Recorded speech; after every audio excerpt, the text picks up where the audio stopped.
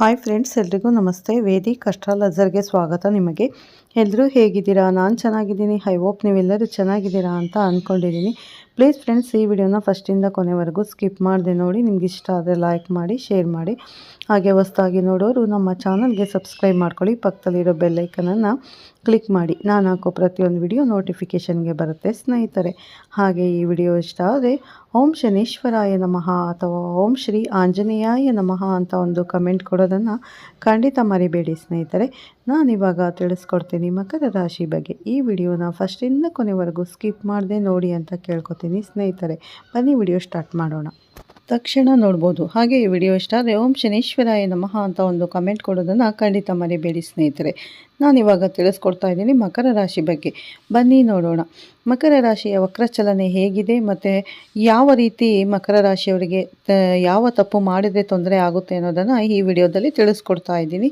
ಸಂಪೂರ್ಣ ಮಾಹಿತಿನ ಶೇರ್ ಮಾಡ್ತಾ ಇದ್ದೀನಿ. ಎಲ್ಲೂ ಸ್ಕಿಪ್ ಮಾಡದೆ ಪೂರ್ತಿಯಾಗಿ ನೋಡಿ ಅಂತ ಕೇಳ್ಕೊತೀನಿ ಸ್ನೇಹಿತರೆ. ಜುಲೈ 27ರಿಂದ ಡಿಸೆಂಬರ್ 10, 2026 ಈ ಅವಧಿಯಲ್ಲಿ ಶನಿ ಗ್ರಹ ವಕ್ರಗತಿಯಲ್ಲಿ ಇರುತ್ತದೆ. ನಂತರ ಡೈರೆಕ್ಟ್ ಆಗುತ್ತದೆ. ಸೊ ಈ ಶನಿ ವಕ್ರ ಅಂದರೆ ಅರ್ಥ ಏನು? ಸೊ ಇದು ಮಕರ ರಾಶಿಯವರ ಮೇಲೆ ಯಾವ ರೀತಿ ಇನ್ಫ್ಲೂಯೆನ್ಸ್ ಮಾಡುತ್ತೆ ಅಂದರೆ ಇದನ್ನು ಯಾವ ರೀತಿ ನೋಡಬೇಕಾಗುತ್ತೆ ಅನ್ನೋ ವಿಚಾರವನ್ನು ನಾನಿಲ್ಲಿ ಹೇಳಲಿಕ್ಕೆ ಹೊರಟಿದ್ದೀನಿ. ಸೊ ಇದು ಒಂದು ರೀತಿಯಲ್ಲಿ ಶನಿಯ ಎಡಿಟ್ ಸಮಯ ಅಂತ ತಗೋಬಹುದು. ಶನಿ ವಕ್ರ ಅಂದರೆ ನೀವು ಯಾವ ರೀತಿ ಬದುಕ್ತಾ ಬಂದಿದ್ದೀರೋ ಇದರಲ್ಲಿ ಒಂದು ರೀತಿಯ ಒಂದು ರಿಥಿಂಕ್ ಮಾಡುವಂಥ ಸಮಯ ಅಂತಲೇ ಮುಖ್ಯವಾಗಿ ನಿಮ್ಮ ಡಿಸಿಷನ್ಗಳು, ಆ್ಯಟಿಟ್ಯೂಡು, ಅಪ್ರೋಚು, ಹ್ಯಾಬಿಟು, ರುಟೀನು ಇಂಥ ವಿಚಾರಗಳಲ್ಲಿ ಒಂದು ಪರಾಮರ್ಶೆ ಮಾಡುವಂಥ ಒಂದು ಪ್ರಮೇಯಗಳು ಎದುರಾಗಬಹುದು ಅಂತ ಅರ್ಥ. ಸೊ ಹೀಗಾಗಿ ನಿಮಗೆ ನಿಮ್ಮದೇ ನಿರ್ಧಾರಗಳ ಮೇಲೆ ಒಂದು ಸ್ವಲ್ಪ ಸೆಲ್ಫ್ ಡೌಟ್ ಬರಬಹುದು.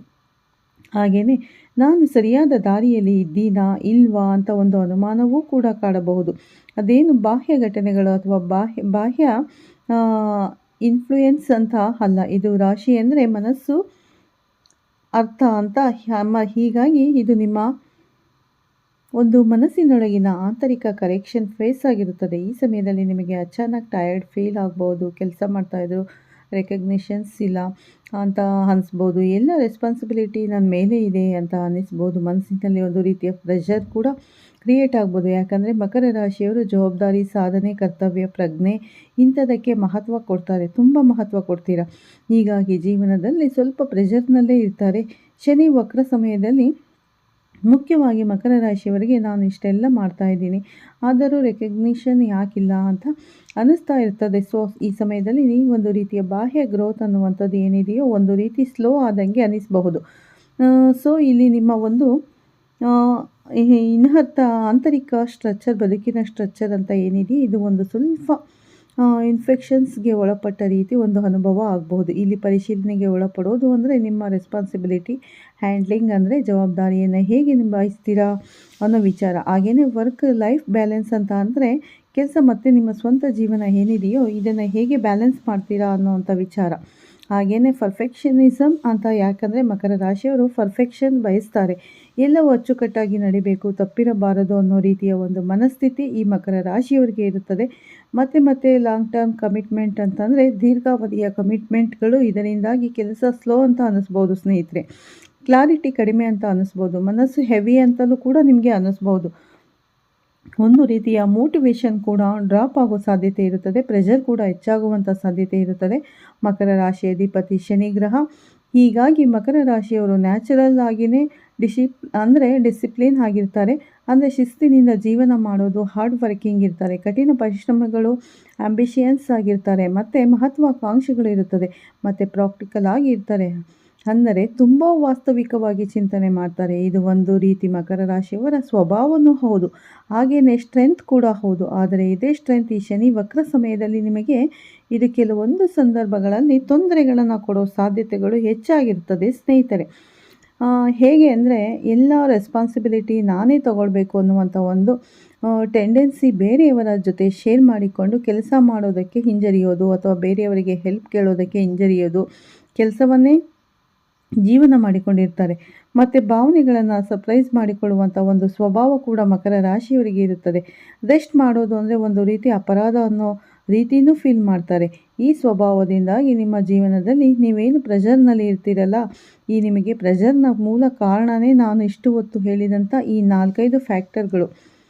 ಸೊ ಇದರಿಂದ ಆಗುವಂಥ ಮಿಸ್ಟೇಕ್ಗಳು ಶನಿ ವಕ್ರ ಸಮಯದಲ್ಲಿ ಎಕ್ಸ್ಪೋಸ್ ಆಗುವ ಸಾಧ್ಯತೆ ಇರುತ್ತದೆ. ಇಲ್ಲಿ ಆಗುವ ಮೈನ್ ಮಿಸ್ಟೇಕ್ ಏನಂದರೆ, ಜವಾಬ್ದಾರಿಯ ಹೆಸರಿನಲ್ಲಿ ನಿಮ್ಮನ್ನು ನೀವೇ ಒಂದು ರೀತಿ ನೆಗ್ಲೆಕ್ಟ್ ಮಾಡಿಕೊಳ್ಳೋದು. ಅಂದರೆ ರೆಸ್ಪಾನ್ಸಿಬಿಲಿಟಿಗೋಸ್ಕರ ಸೆಲ್ಫ್ ನೆಗ್ಲೆಕ್ಟ್, ಅಂದರೆ ಕರ್ತವ್ಯದ ಹೆಸರಿನಲ್ಲಿ ನಿಮ್ಮ ಆರೋಗ್ಯವನ್ನು ನೆಗ್ಲೆಕ್ಟ್ ಮಾಡೋದು, ಸಕ್ಸಸ್ಗಾಗಿ ಪರ್ಸ್ನಲ್ ಲೈಫನ್ನು ಸ್ಯಾಕ್ರಿಫೈಸ್ ಮಾಡೋದು, ಎಲ್ಲ ಭಾರವನ್ನು ಒಬ್ಬರೇ ಹೊತ್ಕೊಳ್ಳೋದು, ನಾನು ಮ್ಯಾನೇಜ್ ಮಾಡ್ತೀನಿ ಅಂತ ನೋವನ್ನು ಒಳಗೊಳಗೆ ಇಟ್ಕೊಳ್ಳೋದು, ಇದೆಲ್ಲವೂ ಸೆಲ್ಫ್ ನೆಗ್ಲೆಕ್ಟ್. ಸೊ ಹೀಗಾಗಿಯೇ ಮಕರ ರಾಶಿಯವರು ಒಂದು ರೀತಿಯ ಒಂದು ವಿಕ್ಟಿಮ್ ಮೋಡ್ನಲ್ಲಿ ಇರ್ತಾರೆ. ಸೊ ಈ ವಿಚಾರಗಳನ್ನು ಇವರು ಸರಿ ಮಾಡಿಕೊಳ್ಳಿಲ್ಲ ಅಂದರೆ ಏನಾಗುತ್ತೆ, ನಿಮಗೆ ಇದರಿಂದ ಆಗುವಂಥ ಒಂದು ಮಾನಸಿಕ ಯಾತನೆ ಇರಲಿ, ನೋವು ಇರಲಿ, ಅಥವಾ ಇದರಿಂದ ಆಗುವಂಥ ಒಂದು ಹಿಂಸೆ ಇರಲಿ, ಇದು ಮರಳಿ ಮರಳಿ ಬರ್ತಾ ಇರುತ್ತೆ. ಅಂದರೆ ಶನಿ ವಕ್ರ ಅಂದರೆ ಅರ್ಥ ಏನು ಅಂದರೆ ಮರಳಿ ಬರುವಂಥದ್ದು ಅಂತ. ಸೊ ಏನು ಇದೊಂದು ಕರೆಕ್ಷನ್ ಫೇಸ್ ಅಂತ ಇರ್ತದೋ ಆ ಅವಧಿಯಲ್ಲಿ ಇದನ್ನು ಏನು ಸರಿ ಮಾಡಿಕೊಳ್ಳಿಲ್ಲ ಅಂದರೆ, ಏನು ಸೇಮ್ ವರ್ಕ್ ಸ್ಟ್ರೆಸ್, ಕೆಲಸದಲ್ಲಿ ಅದೇ ರೀತಿ ಒತ್ತಡ, ಸೇಮ್ ಬರ್ನೌಟ್ ಅಂದರೆ ಕೆಲಸ ಮಾಡಿ ಸುಸ್ತಾಗುವಂಥದ್ದು, ಮತ್ತು ಕೆರಿಯರ್ ವಿಚಾರದಲ್ಲಿ ಒಂದೇ ರೀತಿಯ ಒತ್ತಡ, ಹಾಗೆಯೇ ಸೇಮ್ ಎಮೋಷನಲ್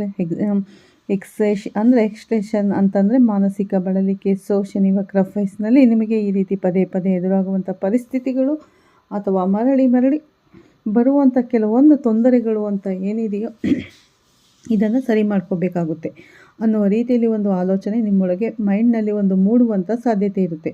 ಸೊ ಈ ಅವಧಿಯಲ್ಲಿ ನೀವು ಕೆಲವೊಂದು ಕರೆಕ್ಷನ್ಗಳನ್ನು ಮಾಡಿಕೊಂಡ್ರೆ ಮುಂದೆ ಡಿಸೆಂಬರ್ 10 ನಂತರ ಶನಿ ಯಾವಾಗ ಡೈರೆಕ್ಟ್ ಆಗುತ್ತೋ ಆವಾಗ ನಿಮಗೆ ಈ ರೀತಿ ಪದೇ ಲೂಪ್ ಆಗಿ ಬರುವಂಥ ಕೆಲವೊಂದು ಸಮಸ್ಯೆಗಳು ಏನಿದೆಯೋ ಅದನ್ನು ಅವಾಯ್ಡ್ ಮಾಡೋದಕ್ಕೆ ಅವಕಾಶಗಳು ಇರುತ್ತೆ. ಸೊ ಹಾಗಾದರೆ ಈ ಶನಿ ವಕ್ರ ಫೇಸನ್ನು ಹೇಗೆ ಹ್ಯಾಂಡಲ್ ಮಾಡಬೇಕು ಅನ್ನೋ ವಿಚಾರ ಇದು ಬಂದು ರೆಮಿಡಿ ಅಂತ ಅಲ್ಲ, ಇದು ಒಂದು ನಿಮ್ಮ ಮನಸ್ಥಿತಿ, ಮಕರ ರಾಶಿಯವರ ಮನಸ್ಥಿತಿಗೆ ಸಂಬಂಧಪಟ್ಟಂತೆ ಕೆಲವೊಂದು ಕರೆಕ್ಷನ್ಸ್ ಮೆಥಡ್ಸನ್ನು ಹೇಳ್ತಾ ಹೋಗ್ತೀನಿ. ನೀವು ಇದನ್ನು ಫಾಲೋ ಮಾಡ್ಬೋದು. ಮೊದಲನೇದಾಗಿ ಎಲ್ಲವನ್ನು ನಾನೇ ಮಾಡ್ತೀನಿ ಅಂತ ಹೋಗುವ ವಿಚಾರದಲ್ಲಿ ನೀವು ಒಂದು ಸ್ವಲ್ಪ ರೀಥಿಂಕ್ ಮಾಡಬೇಕಾಗುತ್ತೆ. ಅಂದರೆ ಸ್ಟಾಪ್ ಕ್ಯಾರಿಯಿಂಗ್ ಎವ್ರಿಥಿಂಗ್ ಅಲೋನ್ ಅಂತ. ಅಂದರೆ ಮಕರ ರಾಶಿಯ ಬಿಗ್ಗೆಸ್ಟ್ ವೀಕ್ನೆಸ್ ಅಂದರೆ ಎಲ್ಲ ಜವಾಬ್ದಾರಿಯನ್ನು ನಾನೇ ತಗೊಳ್ತೀನಿ ಅಂತ ಹೋಗುವಂಥದ್ದು. ಸೊ ಇಲ್ಲಿ ನೀವು ಒಂದು ಸ್ವಲ್ಪ ಬೇರೆಯವರ ಹೆಲ್ಪ್ ಕೇಳ್ಬೋದು, ರೆಸ್ಪಾನ್ಸಿಬಿಲಿಟೀಸನ್ನು ಶೇರ್ ಮಾಡಬಹುದು, ಹಂಚಿಕೊಂಡು ಕೆಲಸ ಮಾಡೋದನ್ನು ಕೂಡ ಸ್ವಲ್ಪ ರೂಢಿಸ್ಕೊಳ್ಬೋದು. ಮಕರ ರಾಶಿ ಅಧಿಪತಿ ಶನಿ ಗ್ರಹ ಆಗಿರೋದ್ರಿಂದ ನೀವು ಜವಾಬ್ದಾರಿ ತಗೊಳ್ಳೋದು, ಜವಾಬ್ದಾರಿಯುತವಾಗಿ ಬದುಕೋದು ಶನಿಗೆ ಇದು ಪ್ರಿಯವಾದ ವಿಚಾರವೇ ಆಗಿರುತ್ತೆ. ಹಾಗಂದುಕೊಂಡು ನಿಮ್ಮನ್ನು ನೀವು ಒಂದು ಸೆಲ್ಫ್ ನೆಗ್ಲೆಕ್ಟ್ ಮಾಡಿಕೊಂಡು ಸೆಲ್ಫ್ ಸ್ಯಾಕ್ರಿಫೈಸ್ ಮಾಡಿಕೊಂಡು ಎಲ್ಲವನ್ನು ಮಾಡಬೇಕು ಅಂತ ಏನಿಲ್ಲ. ಮತ್ತು ಯಶಸ್ಸಿಗೂ ಮೊದಲು ಈ ಬ್ಯಾಲೆನ್ಸನ್ನು ಕಂಡುಕೊಳ್ಬೇಕು ಅಂತಂದರೆ ಬಿಲ್ಡ್ ಬ್ಯಾಲೆನ್ಸ್ ಬಿಫೋರ್ ಸಕ್ಸಸ್ ಅಂತ. ಅಂದರೆ ನಿಮ್ಮ ಜೀವನದಲ್ಲಿ ಒಂದು ಬ್ಯಾಲೆನ್ಸ್ ಇರಬೇಕಾಗುತ್ತೆ ಸ್ನೇಹಿತರೆ. ನೀವು ಒಂದು ಫಿಕ್ಸೆಡ್ ಸ್ಲೀಪ್ ಟೈಮ್ ಇರಬೇಕು, ಚೆನ್ನಾಗಿ ನಿದ್ದೆ ಅಂದರೆ ಮಾಡಬೇಕು, ಅವರ್ಸನ್ನು ಫಿಕ್ಸ್ಡ್ ಆಗಿ ಇಟ್ಕೊಳ್ಬೇಕು. ಇನ್ನು ಅವರ್ನ ಕೆಲಸ ಮಾಡ್ತೀನಿ ಅಂತ ಹಾಗೇ ವೀಕ್ಲಿ ರೆಸ್ಟ್ ಮಾಡೋದಿರಲಿ, ಫ್ಯಾಮಿಲಿ ಟೈಮ್ ಇರಲಿ. ಅಂದರೆ ಮಕರ ರಾಶಿಯವರು ಕೆಲಸ ಜವಾಬ್ದಾರಿಯ ವಿಚಾರದಲ್ಲಿ ಏನು ಒಂದು ವರ್ಕ್ ಲೈಫ್ ಬ್ಯಾಲೆನ್ಸನ್ನು ಮೇಂಟೈನ್ ಮಾಡೋದು ಕಮ್ಮಿ. ಸೊ ಅದೇನಾಗುತ್ತೆ, ಅವರನ್ನು ತುಂಬ ಬಳಲಿಕೆಗೆ ಈಡ್ ಮಾಡೋ ಸಾಧ್ಯತೆ ಇರುತ್ತೆ. ಸೊ ಇದನ್ನು ಸ್ವಲ್ಪ ಬ್ಯಾಲೆನ್ಸ್ ಮಾಡ್ಕೋಬೇಕಾಗುತ್ತೆ. ಮತ್ತು ಮೂರನೇ ವಿಚಾರ ಬಂದು ಭಾವನೆಗಳನ್ನು ನೀವು ಸರ್ಪ್ರೈಸ್ ಮಾಡಬಾರ್ದು ಅಂತ. Don't surprise emotions. ಮಕರ ರಾಶಿಯವರ ಪ್ರಕಾರ ಈ ಫೀಲಿಂಗ್ಸನ್ನು ತೋರಿಸೋದು ಅಂದರೆ ಏನಿದೆಯೋ ಇದು ವೀಕ್ನೆಸ್ ಅಂತ ಭಾವಿಸ್ತಾರೆ. ಸೊ ಹೀಗಾಗಿ ಅವರ ಒಳಗಿನ ಭಾವನೆಗಳನ್ನು ಅವರು ಶೇರ್ ಮಾಡಿಕೊಳ್ಳೋದು ಬಹಳ ಕಮ್ಮಿ. ಸೊ ನಿಮ್ಮ ಸ್ಟ್ರೆಸ್ ಬಗ್ಗೆ ನೀವು ಮಾತಾಡಿಕೊಳ್ಬೇಕು, ಎಮೋಷನ್ಸನ್ನು ಎಕ್ಸೈಟ್ ಮಾಡಬೇಕು. ಬೇರೆಯವರು ಏನಾದರೂ ಸಹಾಯಕ್ಕೆ ಅಥವಾ ನಿಮಗೆ ಹೆಲ್ಪ್ ಮಾಡಲಿಕ್ಕೆ ಅಂತ ಬಂದಾಗ ಅದನ್ನು ಆಕ್ಸೆಪ್ಟ್ ಕೂಡ ಮಾಡಬೇಕು. ಮತ್ತು ನಾಲ್ಕನೇ ವಿಚಾರ ಬಂದು ಕೇವಲ ಕಠಿಣ ಪರಿಶ್ರಮ ಮಾಡೋದಂತಲ್ಲ, ಸ್ಮಾರ್ಟ್ ವರ್ಕ್ ಮಾಡೋದು ಅಂತ. Work smart, not only hard ಅಂತ. ನೀವು ಮಕರ ರಾಶಿಯವರು ಹಾರ್ಡ್ ವರ್ಕ್ ಮಾಡ್ತಾರೆ, ಆದರೆ ಬರೀ ಹಾರ್ಡ್ ವರ್ಕ್ ಕಠಿಣ ಪರಿಶ್ರಮವನ್ನೇ ಮಾಡಿದರೆ ಸಾಲದು. ಒಂದು ಸಿಸ್ಟಮ್ಯಾಟಿಕ್ ಆಗಿ ಕೆಲಸ ಮಾಡಬೇಕಾಗುತ್ತೆ. ಹೀಗಾಗಿ ಒಂದು ಸಿಸ್ಟಮ್ ಚೂಸ್ ಮಾಡಬೇಕಾಗುತ್ತೆ. ಕೆಲಸದಲ್ಲಿ ಎಫಿಷಿಯನ್ಸಿಯನ್ನು ಇಂಪ್ರೂವ್ ಬೇಕಾಗುತ್ತೆ. ಬ್ಯುಸಿಯಾಗಿರೋದು ಬೇರೆ, ಪ್ರೊಡಕ್ಟಿವ್ ಆಗಿರೋದು ಬೇರೆ ಅಂತ. ಅಂದರೆ ಇಲ್ಲಿ ಕೇವಲ ಹಾರ್ಡ್ ವರ್ಕ್ ಮಾಡೋದು, ಕಠಿಣ ಪರಿಶ್ರಮಕ್ಕೆ ಅಷ್ಟೇ ಹೋಗೋದು ಅನ್ನೋದಕ್ಕಿಂತ ಹೆಚ್ಚಾಗಿ ನೀವಿಲ್ಲಿ ಸ್ವಲ್ಪ ಐಡಿಯಾಗಳನ್ನು ಬಳಸಬೇಕಾಗುತ್ತೆ. ಕೆಲವೊಂದು ಸಿಸ್ಟಮ್ಗಳನ್ನು ಅಡ್ಯಾಪ್ಟ್ ಮಾಡ್ಕೊಳ್ಬೇಕಾಗುತ್ತೆ. ಸ್ಮೂತಾಗಿ ಒಂದು ಆಟೋಮೆಟಿಕ್ ಆಗಿ ರನ್ ಆಗುವ ರೀತಿ ಒಂದು ಸಿಸ್ಟಮ್ಯಾಟಿಕ್ ಅಪ್ರೋಚ್ ರೂಢಿಸಿಕೊಂಡ್ರೆ ನಿಮಗೆ ಏನೊಂದು ಕೆಲಸದ ಒಂದು ಪ್ರೆಷರ್ ಅಂತ ಇರ್ತದಲ್ಲ, ಒತ್ತಡ, ಇದು ಸ್ವಲ್ಪ ಕಮ್ಮಿ ಮಾಡಿಕೊಳ್ಳೋದಕ್ಕೆ ಅವಕಾಶ ಇರುತ್ತದೆ ಸ್ನೇಹಿತರೆ. ಅಂತ ಮತ್ತೆ 5ನೇ ವಿಚಾರ ಬಂತು ಪರಿಪೂರ್ಣತೆ ಮತ್ತು ಅದನ್ನು ಸಂಭ್ರಮಿಸುವುದು ಅಂತ. ಅಂದರೆ ಕಂಪ್ಲೀಟ್ ಡೋಂಟ್ ಜಸ್ಟ್ ಕಂಟಿನ್ಯೂ ಅಂತ ಮಕರ ರಾಶಿಯವರು ಕೆಲಸ ಮಾಡ್ತಾನೆ ಇರ್ತಾರೆ. ಆದರೆ ಈ ಕಂಪ್ಲೀಷನ್ಸ್ನ ಸೆಲೆಬ್ರೇಟ್ ಮಾಡೋದು ಕಮ್ಮಿ. ಸೊ ಒಂದು ಕೆಲಸ ಮುಗಿಯೋ ಮುಂಚೆನೇ 2ನೇ ಕೆಲಸ ಇನ್ನೊಂದು ಕೆಲಸವನ್ನು ಶುರು ಮಾಡಿಬಿಟ್ಟಿರ್ತಾರೆ. ಸೊ ಹೀಗಾಗಿನೇ ಇವರಿಗೆ ಯಾವಾಗಲೂ ಕೂಡ ನಾನು ಬ್ಯುಸಿಯಲ್ಲಿ ಇದ್ದೀನಿ, ಯಾವಾಗಲೂ ನಾನು ಒತ್ತಡದಲ್ಲಿ ಇದ್ದೀನಿ ಅಂತ ಅನಿಸೋದು. ಸೊ ಒಂದು ಕೆಲಸ ಮುಗಿಯೋದಕ್ಕೆ ಮೊದಲೇ 2ನೇ ಕೆಲಸವನ್ನು ಆಲ್ರೆಡಿ ಮನಸ್ಸಿಗೆ ತಗೊಂಡು ಒತ್ತಡ ತಗೊಳ್ಳೋದಕ್ಕಿಂತಲೂ ಒಂದು ಗೋಲನ್ನು ನೀವು ರೀಚ್ ಮಾಡಿದ ಮೇಲೆ 2ನೇ ಕೆಲಸ ಏನಿದೆಯೋ ವಿಚಾರ ಅನ್ನೋದು ಏನಿದೆಯೋ ಅಂಥದ್ದನ್ನು ಯೋಚನೆ ಮಾಡೋದಕ್ಕೆ ಹೋದರೆ ನಿಮಗೆ ಮಾನಸಿಕವಾಗಿ ಆಗುವಂಥ ಒತ್ತಡ ಕೂಡ ಕಮ್ಮಿ ಇರುತ್ತೆ.